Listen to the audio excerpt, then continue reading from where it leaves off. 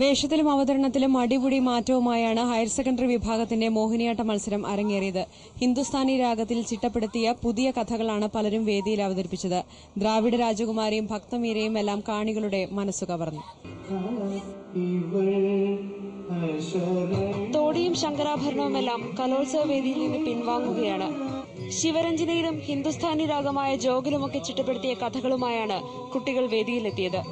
ദ്രാവിഡ രാജകുമാരിയും ദേവകിയും ചിലപ്പതികാരത്തിലെ മാധവിയും നളചരിതത്തിലെ ദമയന്തിയുമൊക്കെയായി മോഹിനിമാർ ലാസ്യഭംഗിയോടെ ആടിത്തകർത്തു.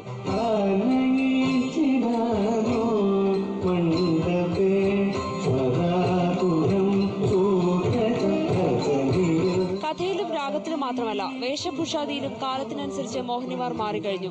2 മാലകൾ മാത്രം ഇട്ടിരുന്ന കാലമൊക്കെ പോയി. ആടിത്തകർക്കുന്ന കുട്ടികളുടെ ആഭരണം കണ്ടാൽ പൊന്നിൽ കുളിച്ച മണവാട്ടിമാർ പോലും മാറി നിൽക്കും. കാരണം വെച്ചാൽ പണ്ടൊക്കെ മാങ്ങാമാല ഗളമിനിയൊക്കെ യൂസ് ചെയ്തിരുന്നത്. പക്ഷെ ഇപ്പോൾ അതിൽ നല്ല വ്യത്യാസം. പുതിയ ട്രെൻഡ് എല്ലാ ആൾക്കാരും ഇഷ്ടപ്പെടുന്നത് കൊണ്ടായിരിക്കാം എന്ന് വിചാരിക്കുന്നു. പച്ചയും ചുവപ്പുമൊക്കെ കസവിനിടയിൽ ചേർത്ത് ചെറിയ മാറ്റങ്ങൾ വേഷത്തിലും വരുത്തിയിട്ടുണ്ട്.